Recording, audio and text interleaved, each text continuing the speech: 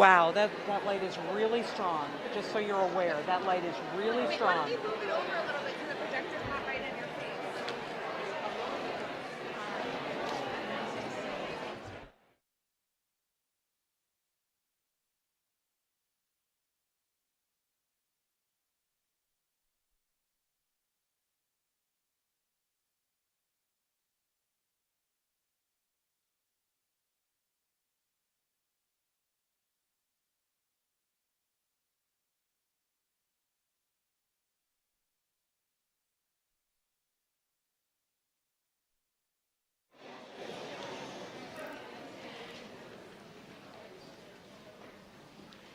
For those of you who are standing in the back, there are still some seats that are, I believe, left in the balcony, if you'd like to sit down. Okay, I take that back.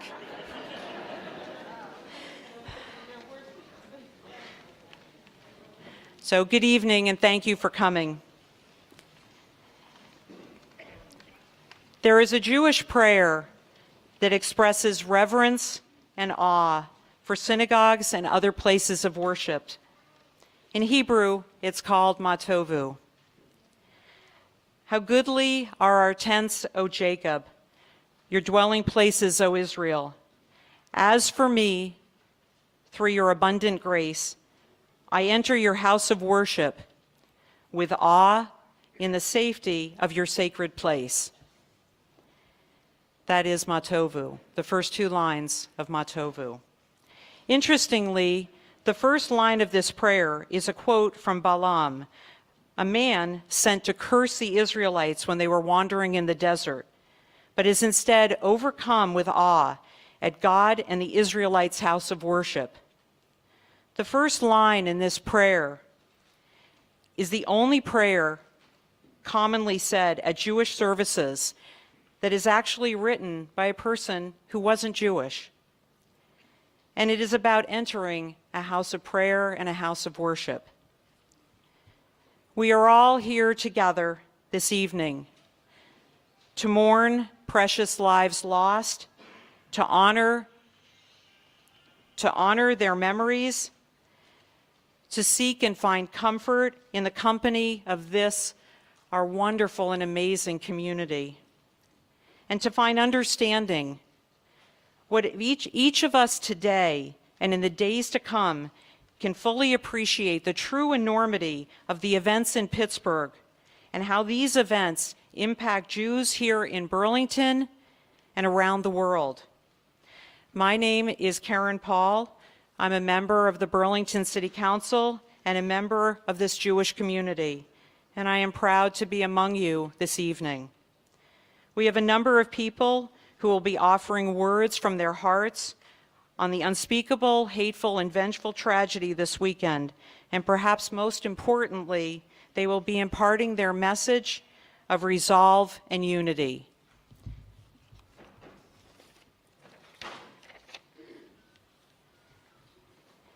Please join us in the following two songs.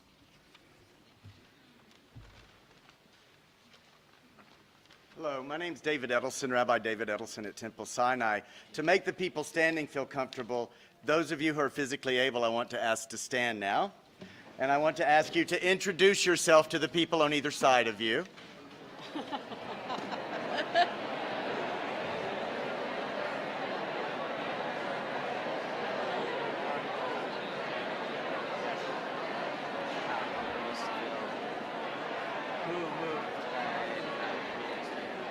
What a good icebreaker.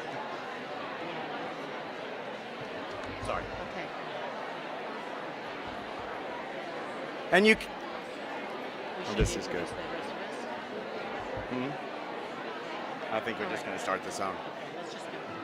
So if the person next to you is comfortable with putting your arm or touching, that's fine, but we have many different faith traditions, and so some people are not comfortable with that, but make a community however it feels comfortable for you, and sing this with us. Yes. Hine ma tovu manayim, shevet achim gam yachad. Hine ma tovu manayim,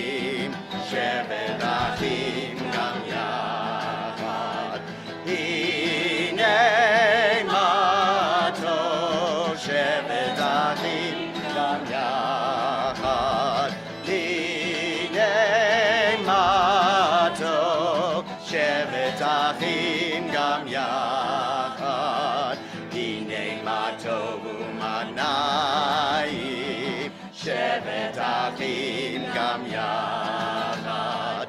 Hine ma tovu manayim, shevet achim gam yachad.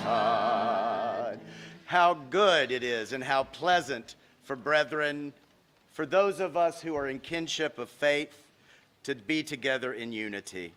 You may be seated, those of you that have seats. And now we're going to sing a song called Gesher Tzar Ma'od. And it's from a rabbi called Nachman of Bratslav. And the words seem very appropriate now. All the world is a very narrow bridge. The key is not to fear at all. And it starts off slow, and then it goes high and gets a little rowdy. So make it work with us. Kol haolam kulo gesher tzar me'od, gesher tzar me'od, gesher tzar me'od, kol haolam kulo gesher tzar me'od, gesher tzar me'od. V'ha'ikar, v'ha'ikar, lo lefached, lo lefached klal. V'ha'ikar, v'ha'ikar, lo lefached klal. V'ha'ikar, v'ha'ikar, lo lefached, lo lefached klal. V'ha'ikar, v'ha'ikar, lo lefached klal. Now yadai so everyone can join. Yadai, yadai, yadai, yadai, yadai,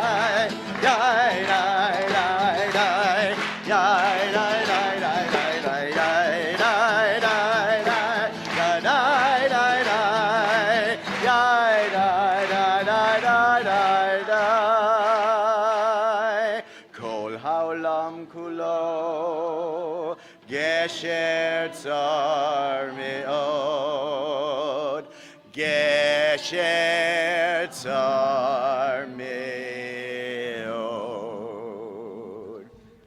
Thank you.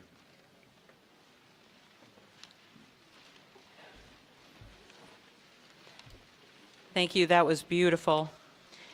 It is my pleasure now to introduce the mayor of the city of Burlington, Mayor Moreau Weinberger.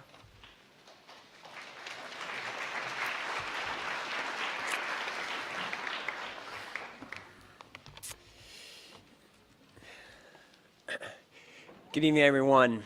Let me start by thanking Rabbi Small for her leadership in bringing us all together tonight. Welcome, everyone. Welcome to our City Hall. Welcome to Contoy's Auditorium. I must say, I've been in this room now many times. This is one of the fullest rooms we've had here in recent years. And as mayor, as a Jew, it is very comforting to stand up here and see how many people have come out to be together at this time. I already have a sense of how this evening is going to go, and the humanity and love that I'm very confident is our faith leaders and musicians are going to elicit and bring together. I as a political leader, as a mayor, what I've been reflecting on today is also what is incumbent on us as a community. Where do we go from here? What do we have to do? Tragically, because of the hate-filled anti-Semitic actions in Pittsburgh this weekend, there are 11 people who are not with their communities and their families tonight.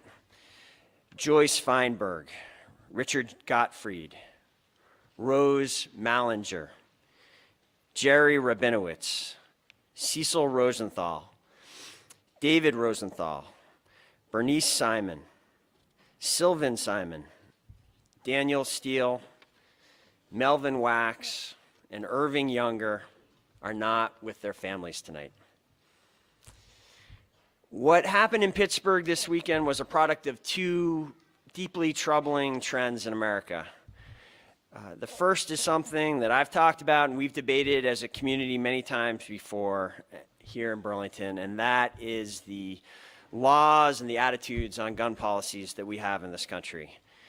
With the Pittsburgh shooting, the Jewish community has become the latest in a long line of victims of those flawed gun policies.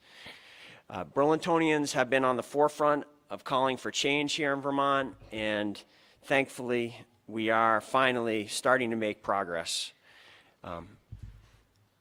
I'm committed to working towards further reform. These massacres are virtually unique to the United States. They are a function of our laws, of our policies, and I believe that we can and that we must change them. In addition, however, the events of this past weekend are about something else. They are an indication that here in America, bigotry generally and anti-Semitism specifically are on the rise. This is sadly a predictable outcome of our president's willingness to sympathize with, to empower, and to enable white supremacists. This is a grave and disturbing threat, and there's only really one thing that we can do to address it, and that's do what we're doing here tonight, doing what we're doing right now, coming together, standing together, and to speak out. The urgency for doing that, I must say, came to me in part from listening to a podcast this morning, the New York Times podcast, The Daily. Maybe some of you heard it, and if you did, you heard this incredible speech by Rabbi Prinz, who was the rabbi of the Jewish community in Berlin during the rise of the Third Reich. And in that speech, he said, powerfully, that the most important thing that I have learned in my life, he said, is that bigotry and hatred are not the most urgent problems. The most urgent, the most disgraceful, the most shameful, and the most tragic problem is silence. Tonight, we are not being silent. We are gathering. We are standing together. We are speaking out. And sadly, I think we are going to be called on to do this together many more times in the weeks and months and years ahead. Thank you for all coming together and being part of this tonight.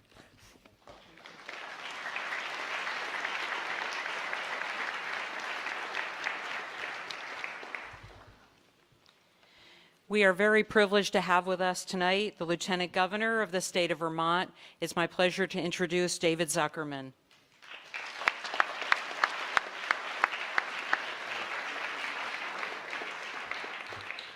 Thank you, Karen and Rabbi Small and all of the interfaith leaders from Vermont Interfaith Action and others who are here in Brother and Sisterhood, as well as all of you here in Brother and Sisterhood with our community in Pittsburgh, our community here, our community across the country, and our community, frankly, around the world, of people that believe in peace, believe in love, believe in caring for our fellow humans, and not in hate and violence. Thank you for organizing this. I want to briefly mention there's still some room in the corner here. Some of the folks standing want to slowly work your way in because there's still a lot of folks outside. So if folks can even slightly shuffle in, I won't mind while I'm speaking. But there is quite a bit of room. I grew up in Brookline, Massachusetts, another deeply Jewish faith-based community. And I'm thinking a lot about family and friends in that community as well as our community here and our friends in Pittsburgh. And I'm thinking about how we reach out to each other, we console each other in these challenging times, these violent times, and how we also stand with each other to think, how can we improve our community? And how so much of the of the true faith that many in this room have across all the different religions. It's about making our community better. It's about helping those who are in need.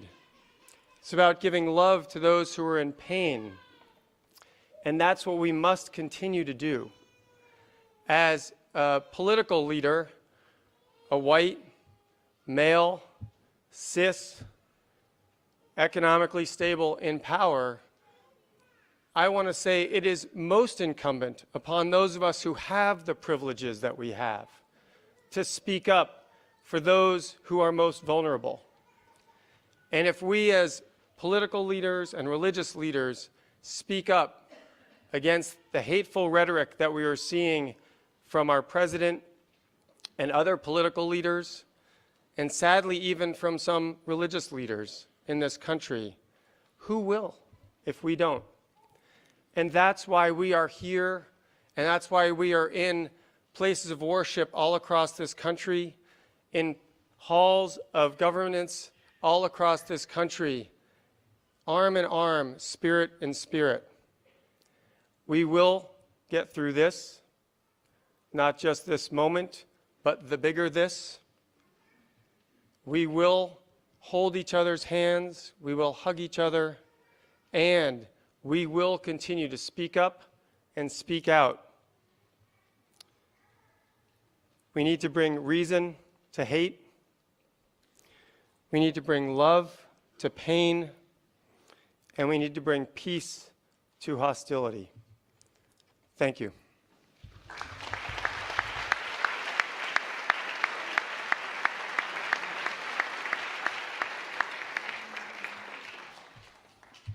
Thank you, David, for those inspiring words. Congressman Peter Welch could not be with us this evening. He wanted to be. He's actually in southern Vermont tonight. But he does have a statement which will be read by Rabbi Amy Small. Congressman Welch was anxious to be here and sad to have to send a statement, but wanted to make sure his voice is heard. None of us can begin to comprehend the loss suffered by the Tree of Life community.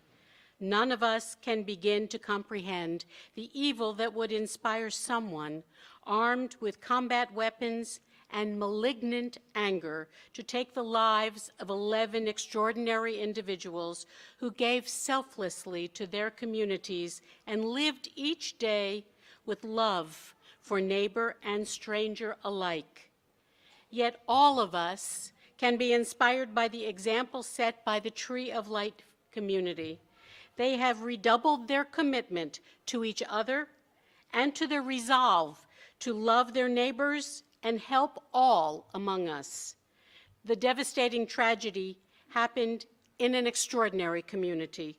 The horror of targeting people who are different as other affects many identities every day in communities across our country. Each of us must repudiate this prejudice at every opportunity. We are all in this together, and we must reaffirm our conviction that every human being is deserving of respect, dignity, and security each and every day.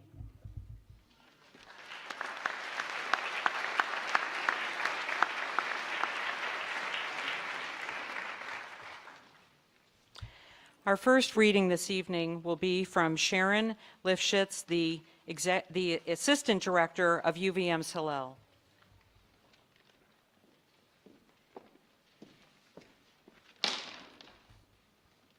Hi, everyone. Thank you for being here this evening. My name is Sharon Lifshitz. I use she, her pronouns, and I am the Assistant Director of UVM Hillel. And my heart is broken.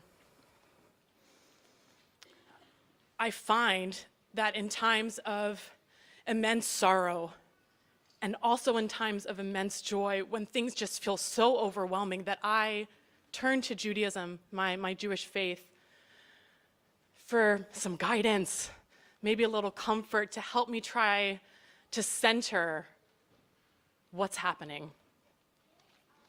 And reflecting on the tragedy that happened on Shabbat, This past Shabbat, I'm drawn to two words, shamor v'zachor, to keep and to remember. And I think about what I'm feeling, the anger, the frustration, the fear, the pain. And then I think about the choice that I have, the choice of what I choose to keep and what I choose to remember. And through what I'm feeling, I am going to keep with me joy and compassion and empathy. I'm going to keep the faces that I'm seeing in this room, keeping this memory of the community in my heart. I'm going to remember these 11 souls that were taken from us because they were Jewish. And I will remember what I can do every single day to make a difference and combat the injustice we see in the world. And then I think about what I believe. I believe I can be a light. I believe that each of you, we can be a light in this darkness. And in my work at UVM Hillel, I am surrounded by light every day in the students that I am privileged to work with. And it is my honor to be able to introduce two of them to you now who have helped me navigate these really challenging and difficult moments. The first is Alec Collins, who, I don't know how you did this, put together a vigil at UVM Saturday evening through your pain and suffering, led a community in remembering and honoring 11 souls that were taken too soon. Absolutely needed and incredible. And I also have the privilege of introducing Alexis Cady after that, who will be sharing her story as she is from Squirrel Hill and dealing with this tragedy in her own community. Alec. Hi, my name is Alec Collins. I use he, him pronouns. This prayer is entitled A Prayer for Healing After a Hate Crime. It's adapted from Rabbi Seth Goldstein. Eloheinu v'Elohei avotenu v'imotenu. Our God and God of our ancestors, hate and death has been visited upon our people. One of our sacred spaces has been violated. We feel vulnerable, afraid, angry, and broken. Our spirits are overflowing with grief and sorrow. God and God of our ancestors, we pray to you. May strength come from our vulnerability so we can support one another and receive the support of others with gratitude and humility. May compassion come from our fear so we do not act from that fear and we can pursue justice, not revenge, peace, not more violence. May wisdom come from our anger so we are able to see that an attack against us is an attack against all, and we are able to join in common cause with those who are similarly oppressed and targeted. May healing come from our brokenness so we are able to rise from this challenge with renewed life, commitment, and connection. May our shared grief be a comfort to the loved ones and friends of those whose lives were taken too soon. May their memories be a blessing. And may our sorrow be a source of strength to those who are injured, whether in body or in spirit. God and God of our ancestors, in light of this act of violence and hatred, we maintain our commitment to be Sha'arit Yisrael, the remnant of Israel, continually upholding the teachings and traditions of your covenant, pursuing righteousness and compassion, justice and mercy, peace and understanding, love and friendship. May you frustrate those who seek to do harm and uphold those who seek to do good. May the shelter of your peace spread over us and over all who dwell on earth. And together we say, Amen.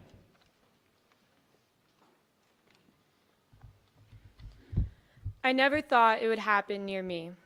This cliche has been repeated all too often lately, and now Pittsburgh repeats it also. My name is Alexis Cady, and I hail from Squirrel Hill, mere blocks from the Tree of Life Synagogue. And this Saturday, a deadly shooting devastated my community and rippled across the world because of hate and fear. I never thought it would happen near me. My community, I am proud to say, is one of inclusion and diversity and interwovenness, like many people are finding out through the news. But do not let this gloss over the problems and hate that exists there too. Please don't misunderstand me. I love my city. It has taught me to understand difference, not fear it.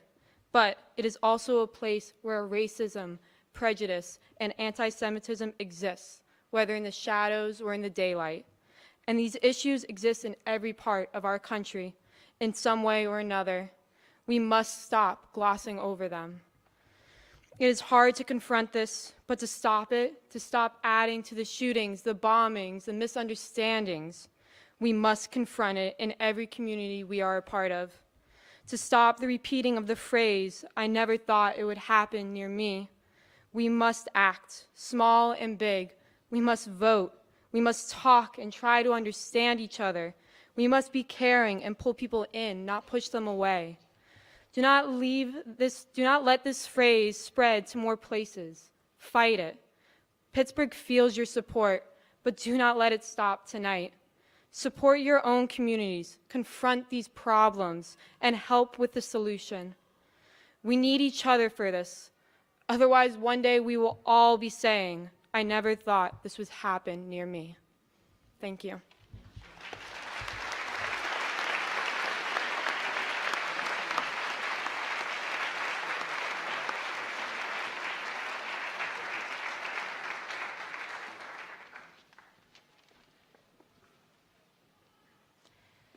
It's hard to know what to say after that. The next reading that we have is from the Cry of Sarah. It will be from Rabbi Jan Saltzman of Rucha HaMakom.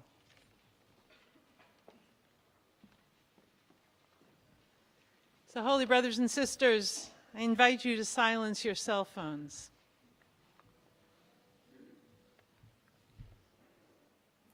There is a scream in the Jewish retelling of the opening verse of this week's Torah portion, Chaya Sarah, or the life of Sarah.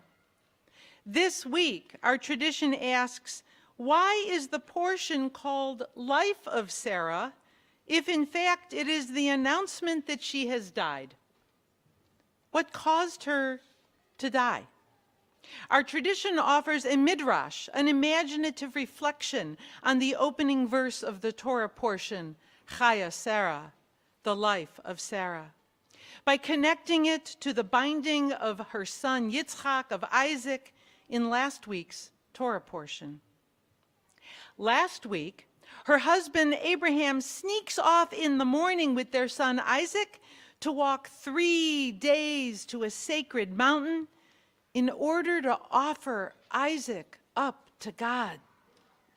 The Midrash imagines that Sarah is awakened by an angel, some say an evil angel, some say a beneficent angel, to let her know what is about to transpire.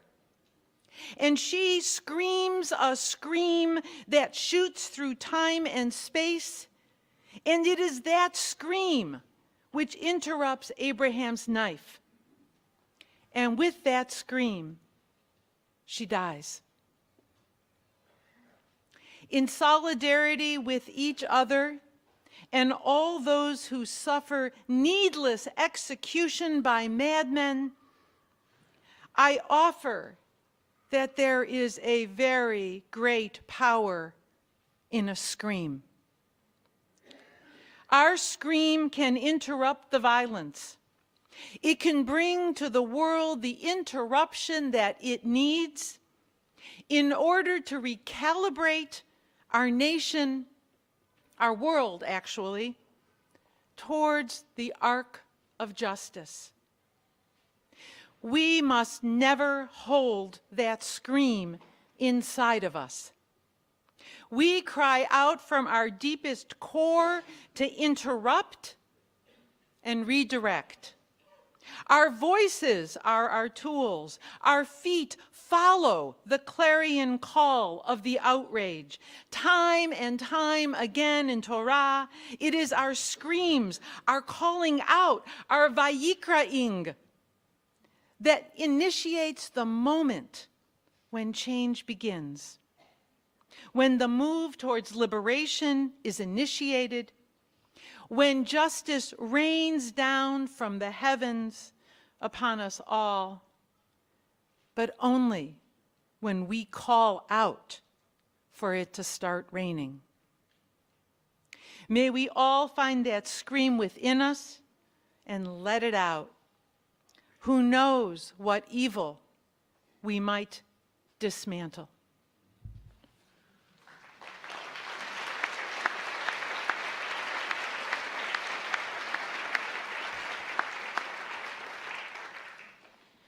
Our next reading is from Barry Weiss of the New York Times, and it will be delivered by Rabbi David Edelson of Temple Sinai.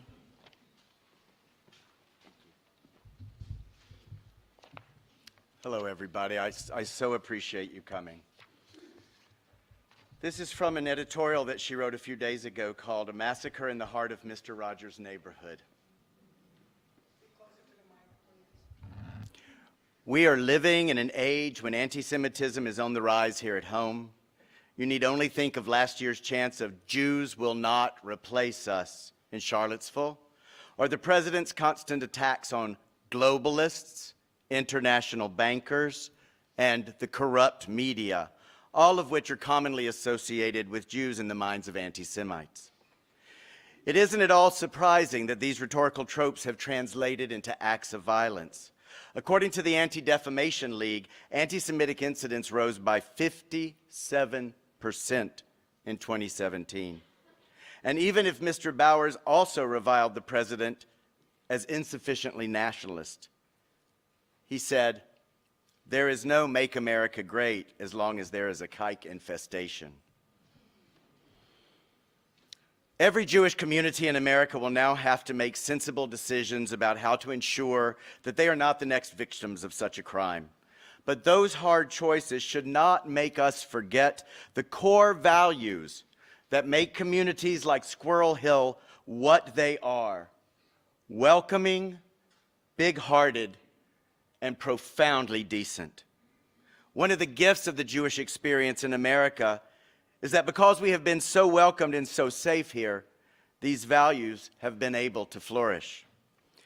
Just as every Jewish couple gets married under a canopy that is open on all four sides, a replica of the tent modeled for us by Abraham and Sarah, so must Jewish communities keep our tents open.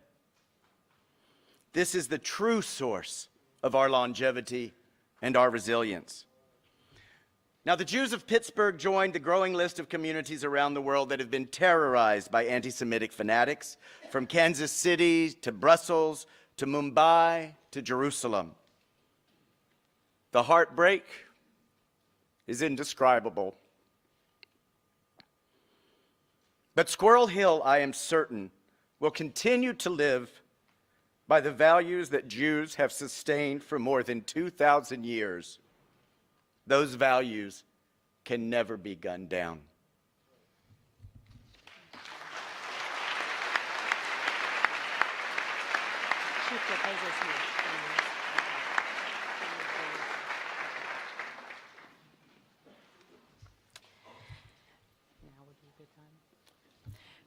We're going to interrupt our program because we're very fortunate to have with us Chief Brandon Del Pozo of the Burlington Police, who just got back from a trip just off an airplane, and his first stop was here. Thank you for being with us. It's a pleasure to have you here. Chief Brandon Del Pozo.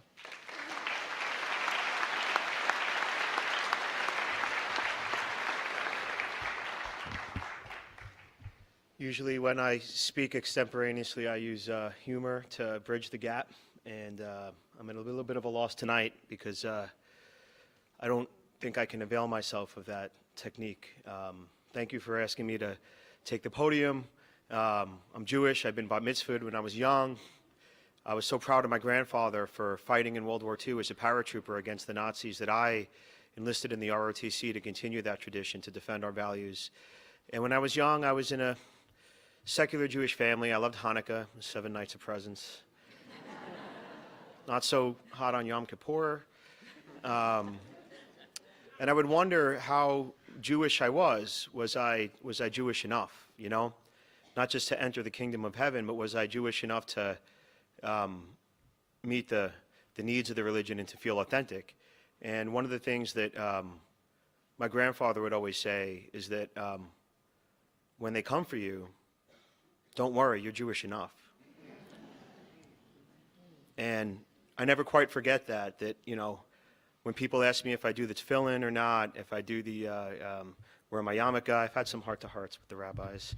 You know, it loses sight of the problem, which is that, you know, in this community, in this room, we're blind to distinctions that are arbitrary and don't matter about the manner in which you worship God, or the manner in which you love your family, the manner in which you come together as a community. I look around the room and I see Jews, Muslims, Christians, agnostics. I'm sure there's atheists in this room. That's not the point.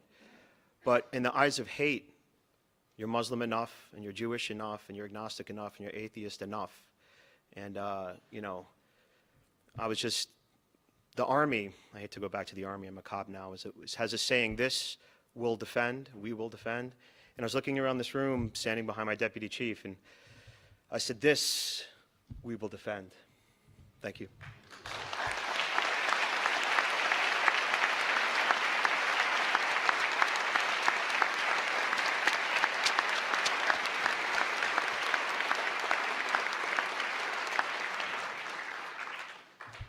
Thank you, Chief Del Pozo.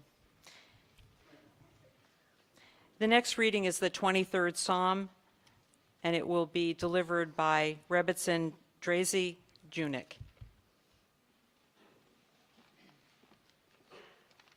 Hello. I'll read Psalm 23, a psalm by David. The Lord is my shepherd, I shall lack nothing. He lays me down in green pastures. He leads me beside all still waters. He revives my soul. He directs me in paths of righteousness for the sake of his name. Though I walk in the valley of the shadow of death, I will fear no evil, for you are with me. Your rod and your staff, they will comfort me. You will prepare a table for me before my enemies. You have anointed my head with oil. My cup is full. Only goodness and kindness shall follow me all the days of my life, and I shall dwell in the house of the Lord for many long years. Thank you. And this is the Hebrew.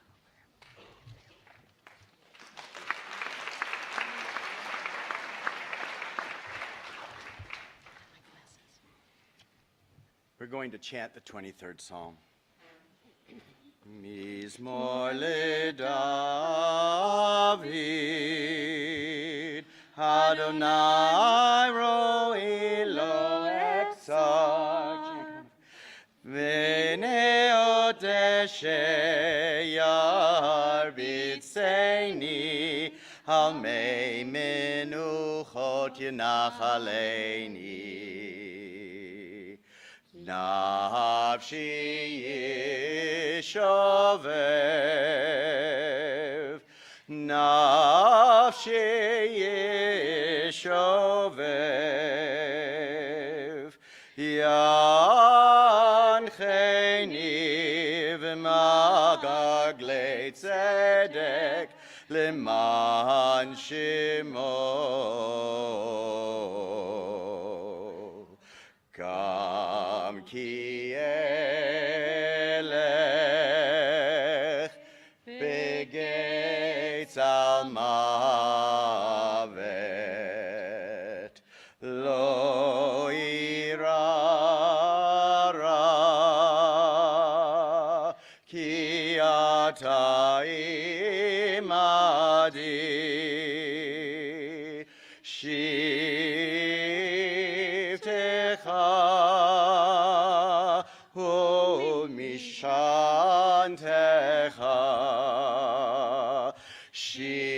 Shivtecha umishantecha hema yenachamoni taroch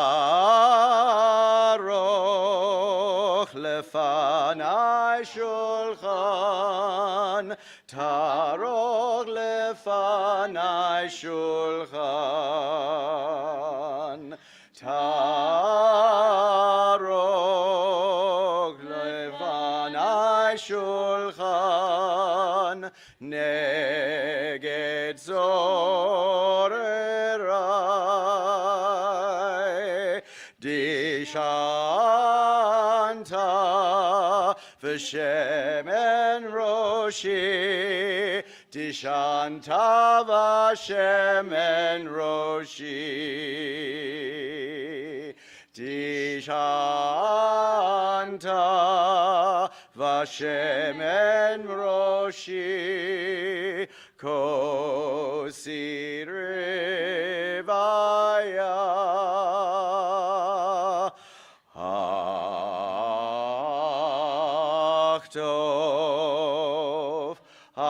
טוב וחסד ירדפוני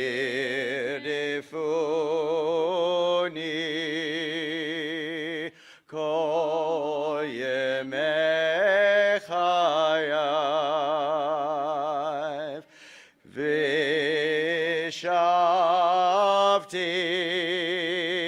ושבתי בבית אדוני,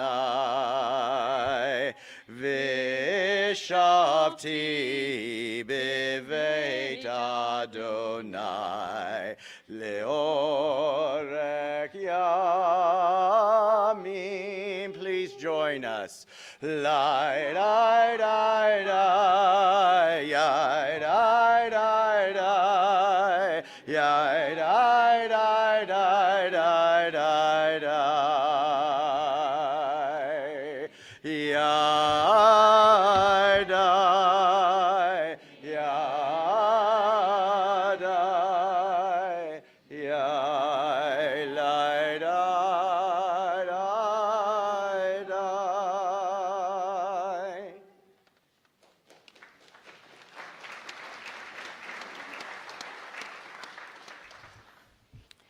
It is a pleasure to have with us this evening for a reading Imam Abdallah al-Ansari, who is the Imam of the Islamic Society of Vermont.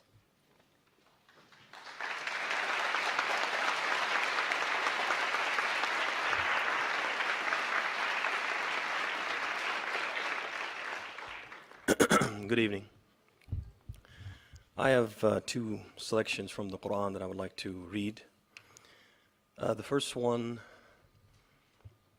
it speaks about the importance of judging others by the content of their character, by the interior instead of the exterior.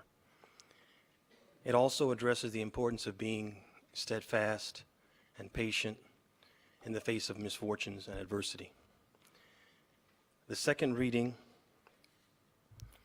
teaches us the importance of not fighting fire with fire, not responding to evil with evil, but rather fighting evil with good. أعوذ بالله من الشيطان الرجيم. ليس البر أن تولوا وجوهكم قبل المشرق والمغرب ولكن البر من آمن بالله واليوم الآخر والملائكة والكتاب والنبيين وآتى المال على حبه ذوي القربى واليتامى والمساكين وابن السبيل والسائلين وفي الرقاب وأقام الصلاة وآتى الزكاة والموفون بعهدهم إذا عاهدوا والصابرين في البأساء والضراء وحين البأس أولئك الذين صدقوا وأولئك هم المتقون. Righteousness is not that you turn your face to east or to west. Rather, true righteousness is one who believes in God, the last day, the angels, the scripture, and the prophets, and gives of his wealth, in spite of his love for it, to relatives, orphans, the needy, wayfarers, those who ask, and for the emancipation of those in bondage. Those who offer prayers, give alms, and fulfill their promises when they promise. Those who are steadfast in times of misfortune, adversity, and conflict.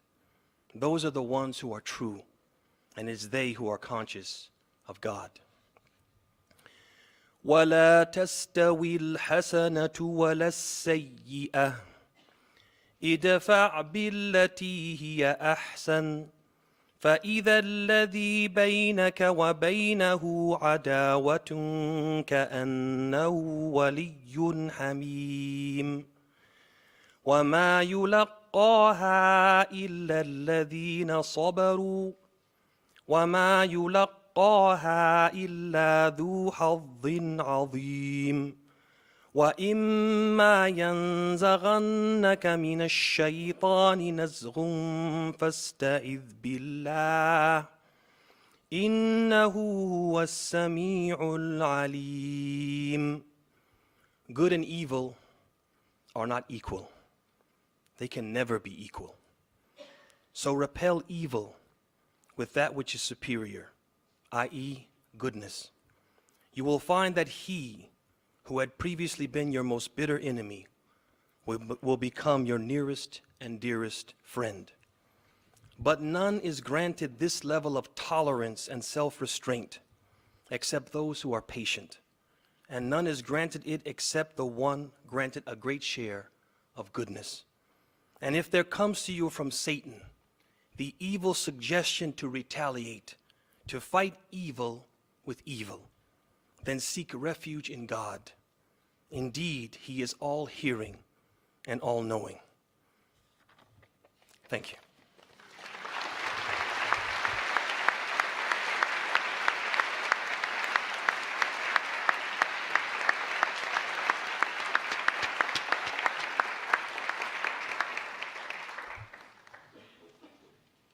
Thank you.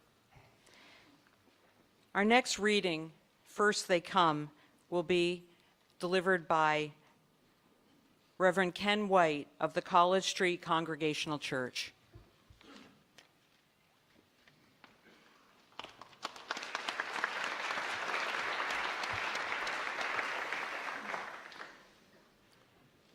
First they came for the socialist, and I did not speak out because I was not a socialist. Then they came for the trade unionist, and I did not speak out because I was not a trade unionist. Then they came for the Jews, and I did not speak out because I was not a Jew. And then they came for me, and there was no one left to speak for me.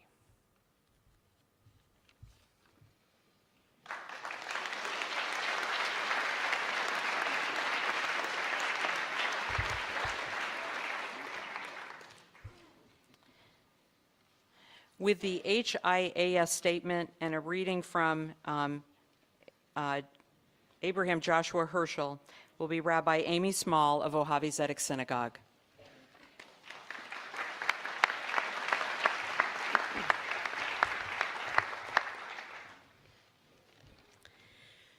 Immediately after the tragic and horrific events, this statement was released. There are no words to express how devastated we are by the events in Pittsburgh this morning.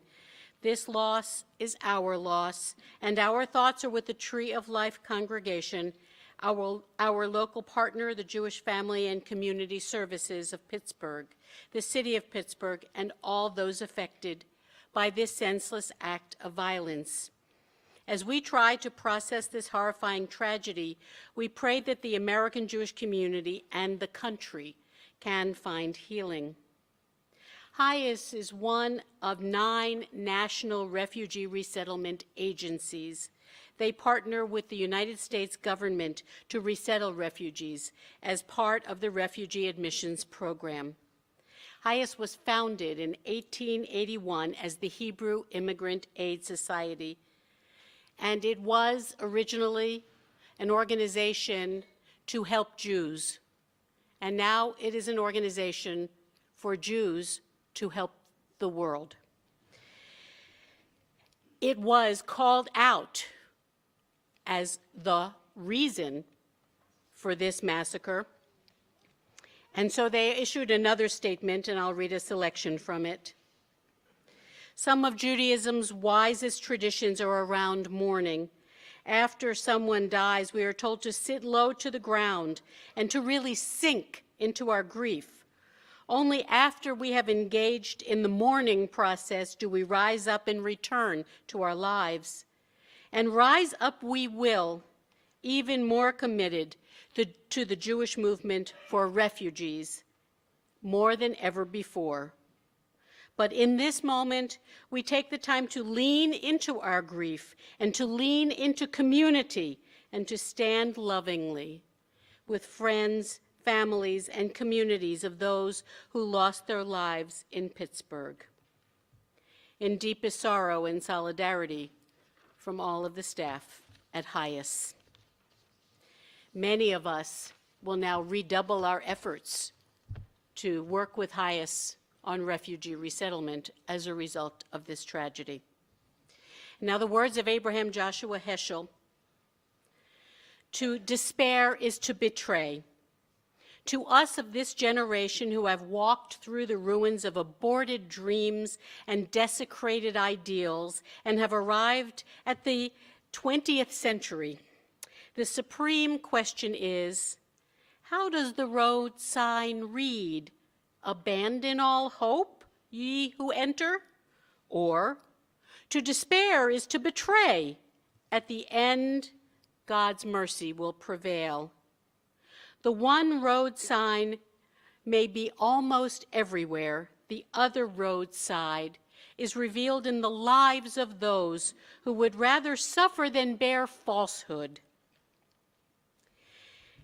In another reading relating to the Holocaust, he said, "We still feel the blow to our head. Huge chunks are falling from the heavens, but we have yet to grasp the rupture and the misfortune that has befallen us. We are still waiting for the funeral, not yet ready to sit Shiva, distraught, broken, confused, and petrified. We are living in a state of chaos. We celebrate our joyous occasions, but it's akin to holding a wedding ceremony at a cemetery. Our world is a godless world. We have forgotten that we live in a world that is impure. Our conscience is mute. We are distracted by the follies of this world. I do not seek merely to unburden my heart. We will not fulfill our obligation by reciting lamentations. Our task is not to bang our heads against the wall. Our task is to find an answer to a crucial question. What is our generation's obligation? What is the task? Not to forget, never to be indifferent to other people's suffering.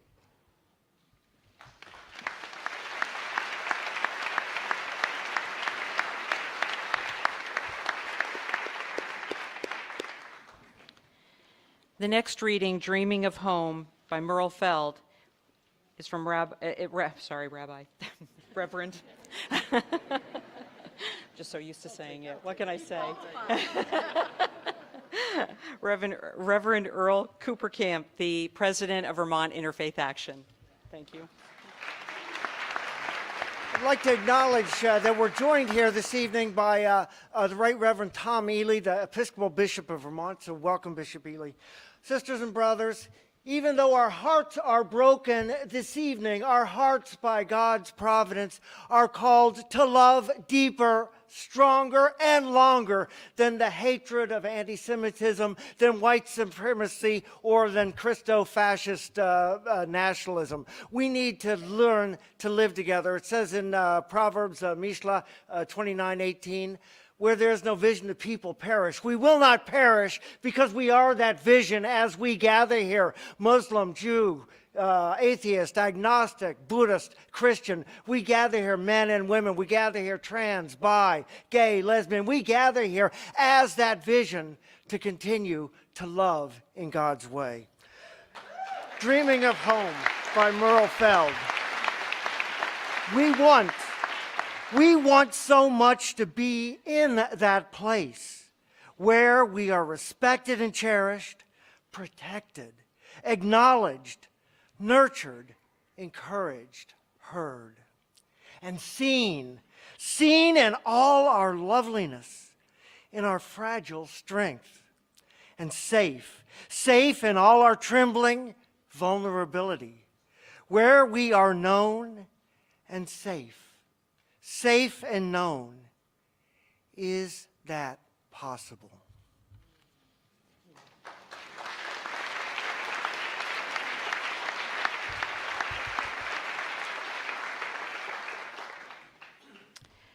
Our next reading is Merger by Judy Chicago from the Reverend, I've got Reverend right now this time, Laura Engelken, the director of UVM Interfaith Center. Thank you.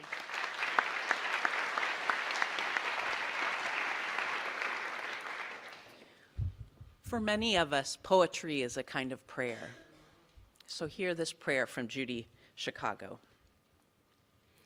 And then all of what has divided us will merge. And then compassion will be wedded to power. And then softness will come to a world that is often harsh and unkind. And then people of all genders will be gentle. And then people of all genders will be strong. And then no other person will be subject to another's will. And then all will be rich and varied, and then all will share equally in the earth's abundance.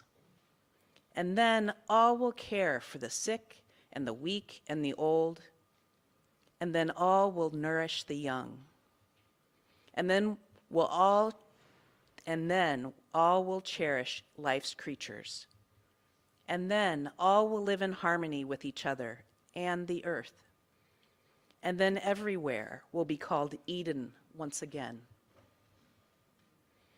May we each, in all our different ways, in our different religious and philosophical perspectives and practices, be part of this prayer's becoming in our homes, in our communities, in our nation and our world. May it be so.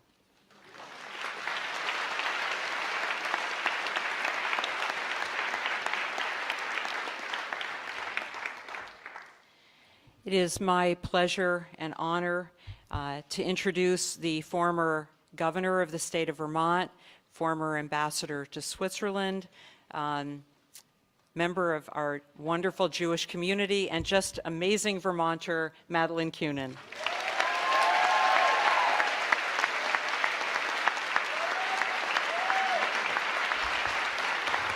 Thank you. Thank you. It really is a beautiful sight to see all of you here. And the Reverend's words ringing in my head, safe and known. I must confess that when I first heard about the slaughter in Pittsburgh, I wondered if I was safe, if I could be known as a Jew and still feel safe.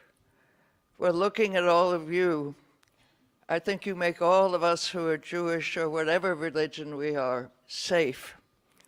Safe because I'm reminded of JFK's word, Ich bin ein Berliner.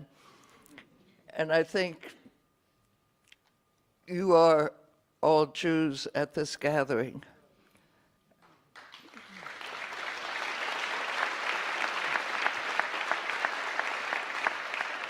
And in that there is safety.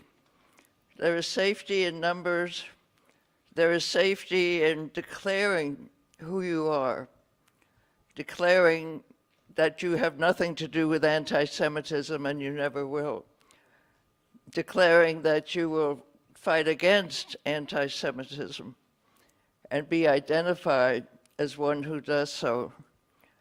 For many Jews, 99% of our lives we're not identified as Jews. We are Americans. But when it comes to something like this, our religion counts, our religion matters. We can be proud of it. We don't have to duck for cover. We can be Americans and Jews in safety in this country. Thank you.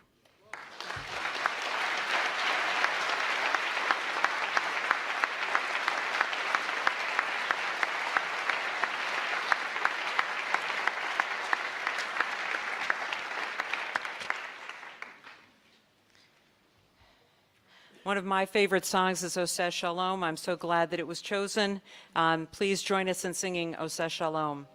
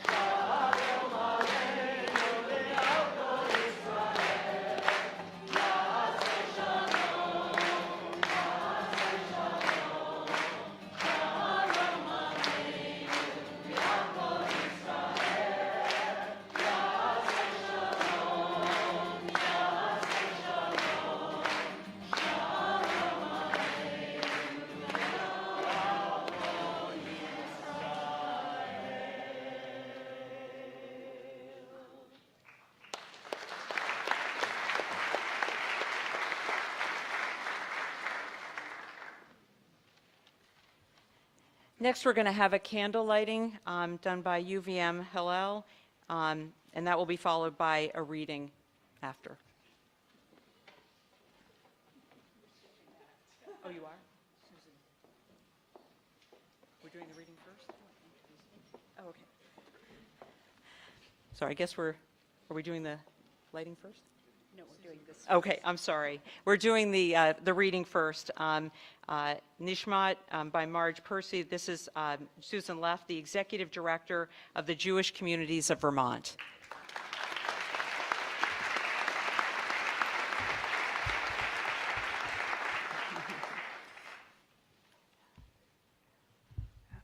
From Nishmat, Marge Piercy.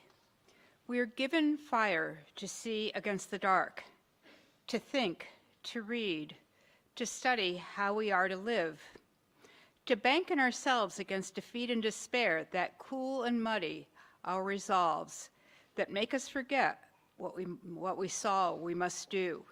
We are given passion to rise again like the sun in our minds with the new day, and burn the debris of habit and greed and fear.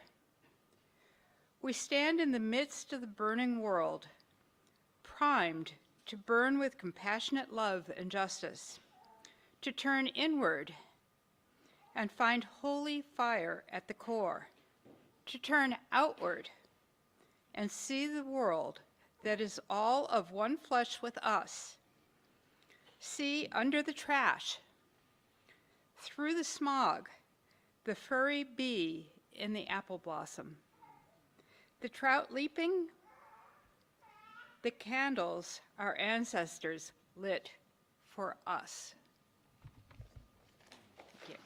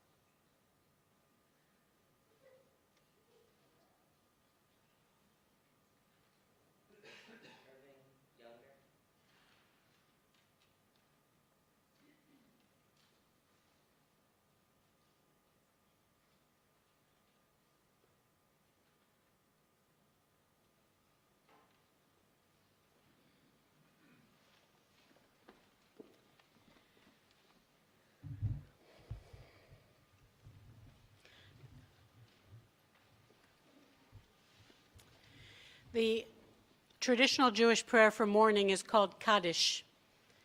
It is a prayer of praise for God in gratitude for the precious gift of life. It doesn't mention death. It doesn't speak of loss.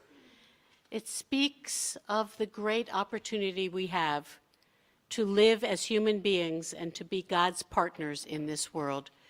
For Kaddish, I ask that we all stand, please.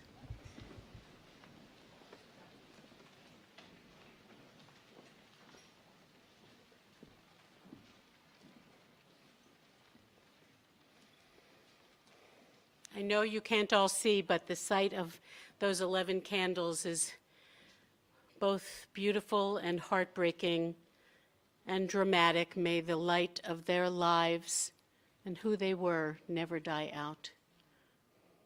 Yitgadal v'yitkadash shemei Rabbah, ba'alma divarach irutei v'yamlich malchutei, b'chayechon uv'yomechon uv'chayei dechol Beit Yisrael, ba'agala uv'izman kariv v'imru amen. Yehi shemei Rabbah mevarach le'alam ule'almei almaya. Yitbarach v'yishtabach v'yitpa'ar v'yitramam v'yitnaseh v'yithadar v'yitaleh v'yithalal shemei dekudusha briachu le'ela min kol birchata v'shirata tushbechata v'nechemata da'amiran ba'alma v'imru amen. Yehi shlama rabba min shemaya v'chayim aleinu v'al kol Yisrael v'imru amen. Oseh shalom bimramav hu ya'aseh shalom aleinu v'al kol Yisrael v'imru amen.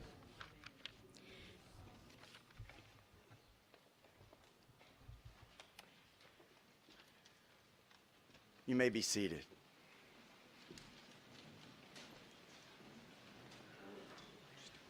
So we're going to conclude with this song. Go ahead. Okay. Yes, we're going to close off with one of the things about Judaism is even in times of grief, we look to our own responsibilities to do what is right, regardless of what is done to us. And we also look for a world that is better, and we work towards tikkun olam, making the world better, so that one day we don't have to gather like this. And so we join together in Matisyahu's song, One Day, and please sing with us if you know it. The chorus is One Day. That one I think we can all do together.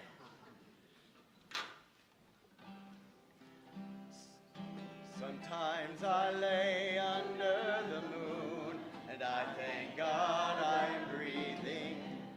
Then I pray, don't take me soon, 'cause I am here for a reason. Sometimes in my tears I drown, but I never let it get me down. So when negativity surrounds, I know someday it'll all turn around, because all my life I've been waiting for, I've been praying for the people to say that we don't want to fight no more. There'll be no more wars, and our children will say, one day,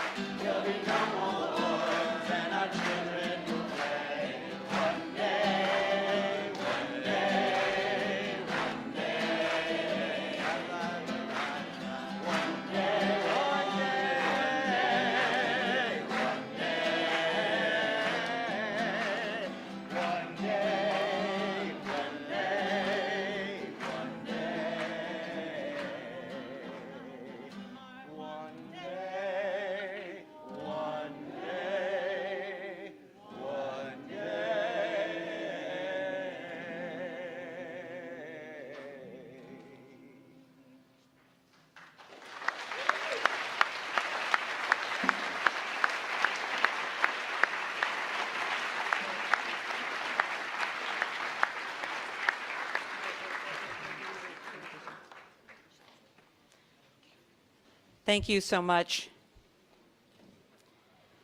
A wise young woman, wise beyond her years, Anne Frank, once said, "What is done cannot be undone, but we can prevent it from happening again." How wonderful it is that nobody need wait a single moment before starting to improve the world. If Anne Frank's words have taught us anything, it is that actions and language matter. We hope this evening has given us all a time to reflect and appreciate the greater understanding of the need to address the evils that pervade but cannot be allowed to prevail. If we each, amongst ourselves, if we each in our own heart resolve to act, to improve the world, to practice tikkun olam, improving the world, as often as we can go forth from this evening an even stronger community in unity. Thank you so much.